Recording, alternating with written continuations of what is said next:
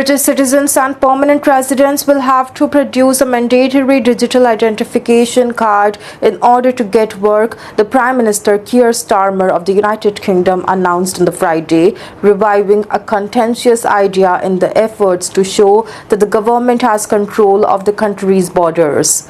Also, the government says that the plan will help reduce the unauthorized immigration by making it harder for the people to work in the underground economy. It also says that it will also make it simpler for the people to access the health card, welfare, childcare and other public services. You will not be able to work in the United Kingdom if you do not have a digital ID. It's as simple as that, the Starmer told an international meeting of the centre-left politicians in London. He also said that the new ID system would be in place before the next election due by the 2029.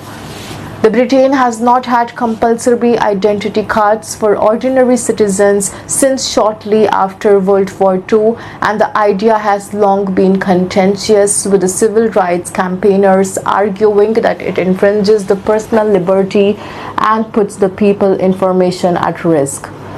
Also, the former Prime Minister Tony Blair tried to introduce the biometric ID cards 2 decades ago as a way of fighting terrorism and fraud, but the plan was abandoned after the strong opposition from the public and Parliament. There's always been this feeling that Britain is not a so-called paper police society, in contrast to the continental Europe and the other countries where the ID cards are very common, said the Tim Bale, the professor of the politics at the Queen Mary University of London.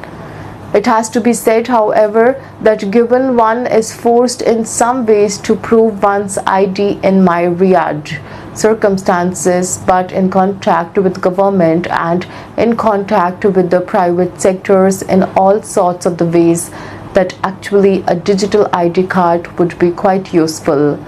Keir Starmer said that the people would not have to carry their IDs or be asked to produce it, but it will be mandatory to get a job.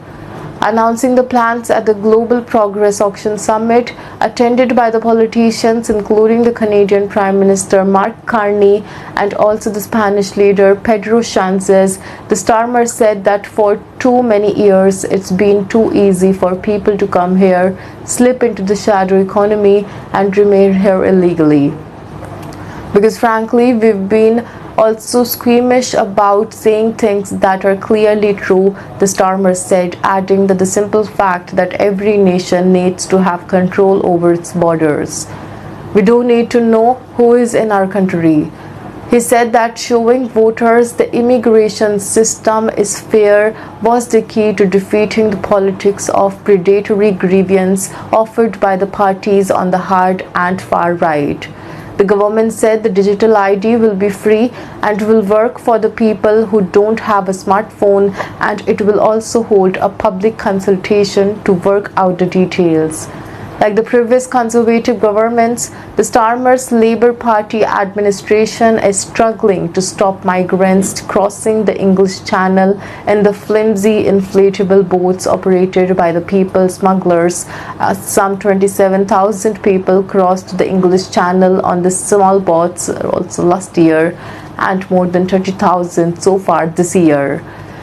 Keir Starmer has vowed to cut that number by tackling the criminal people smuggling gangs that organize the journeys and by reducing the pull factors that draws migrants to the United Kingdom, including a perception that it is very easy to find under-the-table work.